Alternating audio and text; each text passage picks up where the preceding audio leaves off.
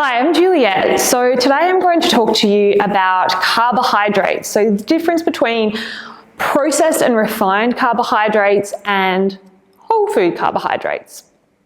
So before I begin, I would just like to let you know that I have a diabetes coaching program.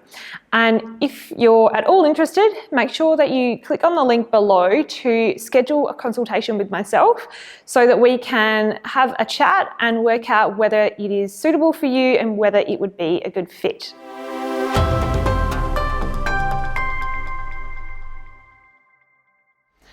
All right, so processed and refined carbohydrates. You've probably heard the terms before, but what exactly do they mean? So processing or process basically means that it's been altered, the food has been altered from its original form. So that can be through milling, it can be through cooking, it can be through grinding. And when you process a food, you are increasing the likelihood of the nutritional value being lost or destroyed. If we use the example of, say, almonds, so if you were to chop up some almonds, you're actually increasing the surface area of that nut. And when you're increasing the surface area, it means that there is more opportunity for the oils and vitamins and things in the nut to be exposed to air, to humidity or moisture, and to heat. And when these nutrients are exposed to things like this, in particular the healthy oils and the vitamins, they are prone or vulnerable to oxidation. So oxidation really just means that it's becoming oxidized or going rancid.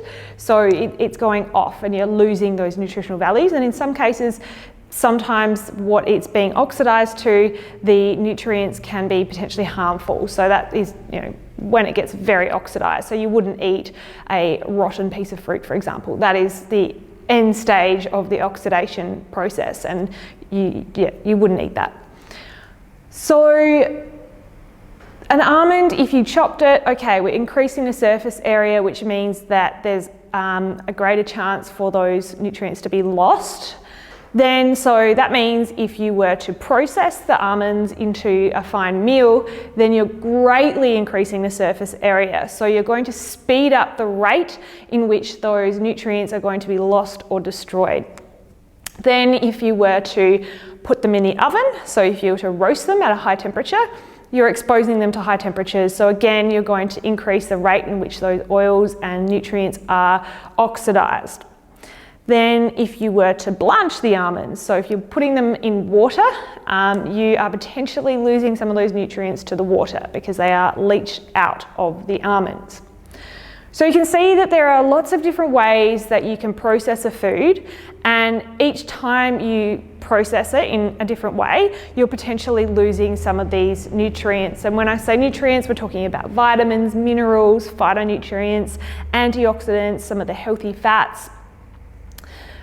So that is an almond as an example of process. So when something is refined, it's basically being highly processed. So often a lot of, if not all of the nutritional value has been removed or destroyed. So it's been stripped away from fibre, all the nutrients, the micronutrients and all of the things that would actually be health promoting. And often in that case, then the manufacturer has added things back into it. So that might be preservatives, or it might be artificial colourings or flavourings, anything to change the composition of the food to appease our senses, basically. So that is processed and refined. If we take the case of, say, a potato. So again, if you have a potato, when you boil it, you're exposing it to high heat. You're also, it's submerged in water, so some of the nutrients can be leached from the potato. And then if you were to fry it, you're again exposing it to very high heat. You're also adding oil, you're adding salt, and you're probably adding some other flavours and artificial chemicals. So you can see how you kind of go along the stages, and the more you do to it, the more processed it becomes, the more likely you're going to lose the nutritional value, and then you're adding these artificial chemicals into it, which our bodies really don't like and respond to, and in the long term are going to be quite damaging to you. All right, so if we're talking about whole grains then, so whole grains, when you eat a whole grain, you get the whole kit and caboodle. So the outer layer of the whole grain is called bran. So this really tough outer layer is there to protect the whole grain. It contains fibre, so it's very high in insoluble fibre, and this fibre is really important. It acts like a broom in your guts, so it helps to keep everything nice and clean and healthy, and it also helps to keep your bowels moving along. So the fibre is really important, so you get that in the bran outer layer.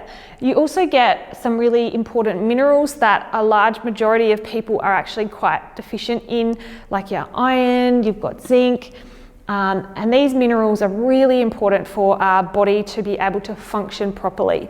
So without these minerals and vitamins and things that we get from food, our bodies become very sluggish and they really start to struggle. And then, of course, down the track, you can start finding that these diseases or conditions start to really present themselves.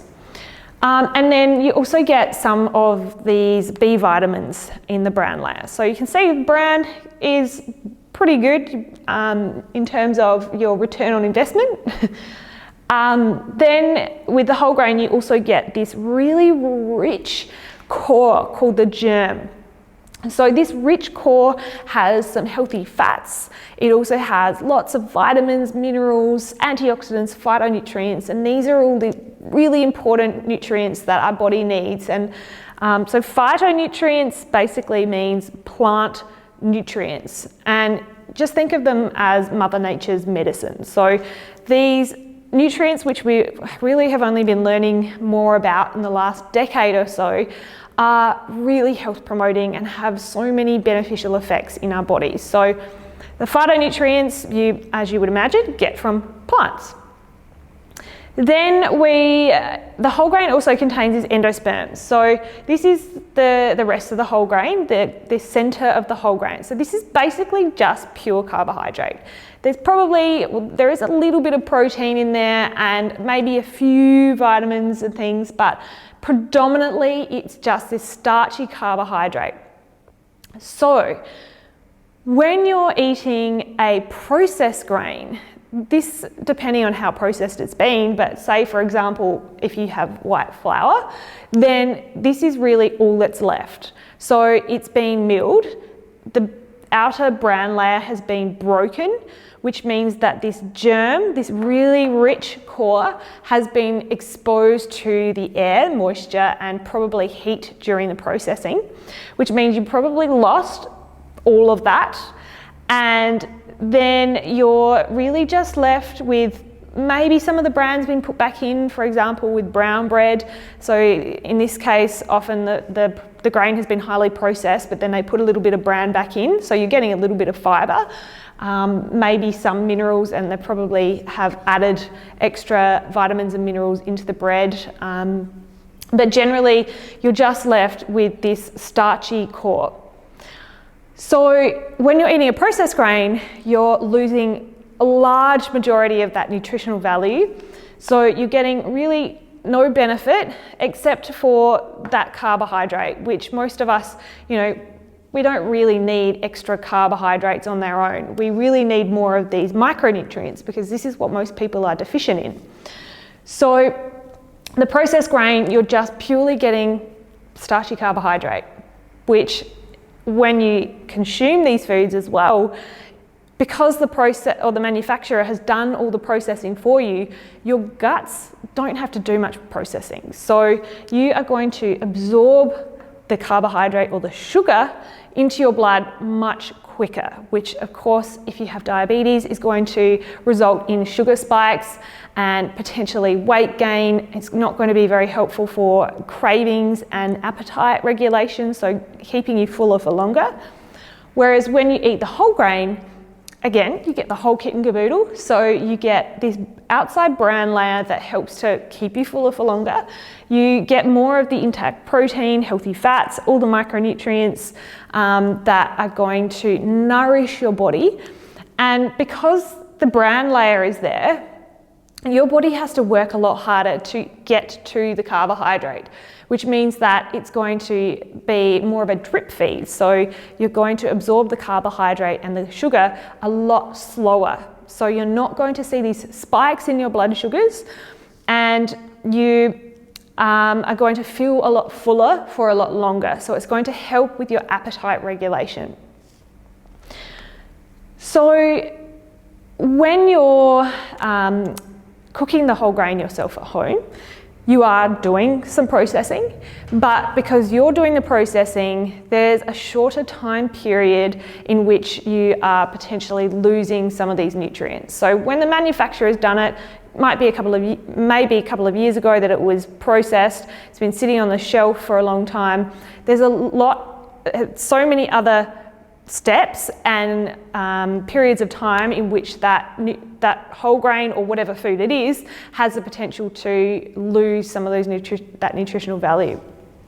So you will do a little bit of the cooking yourself. So you might be pressure cooking it, or you might be boiling these whole grains, and you might lose a little bit of the nutrients, but I wouldn't be too worried, because when you're cooking them, you're also removing something called phytic acid, which actually in some cases will bind to these nutrients, which means you won't absorb it. So you're going to be getting rid of those phytic acids or minimizing them to maximize your absorption of these nutrients. And it also makes it more digestible, because otherwise your body would have a very tough time to digest that.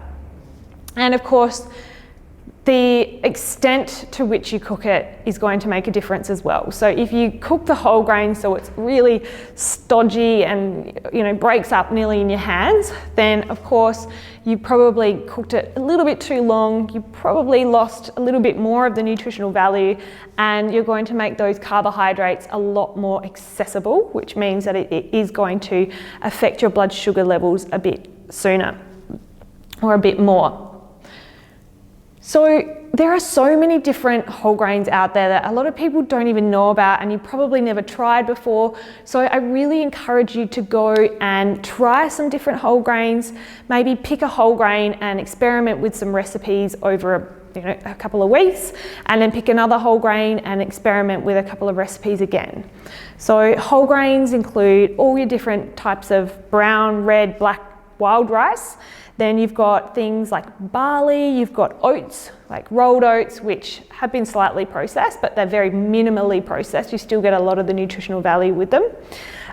You've got quinoa, which is actually a seed, but it's sort of like a grain. You've got millet, so there's tons. Farro or spelt, freekeh, it's got a few different names. These are all whole grains that I dare say a lot of them you probably haven't heard of before, you haven't cooked yourself. So go and experiment and try these different whole grains, and when you eat it, know that you're getting all of this nutritional value, and experiment by checking your blood sugars and see what actually happens. If you're choosing bread, so pretty much all breads are processed to a degree because they have been altered from their original form.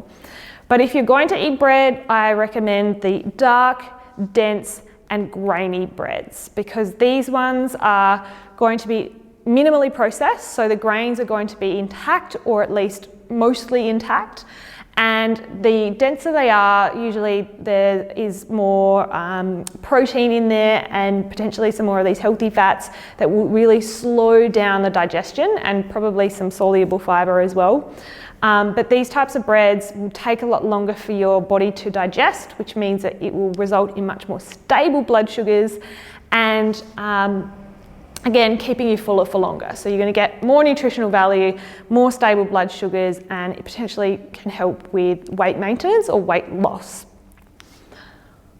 All right, so I hope this has been helpful, and if it is, make sure you subscribe so you don't miss out on other upcoming videos, and share it if you think that family or friends might find it interesting or of value.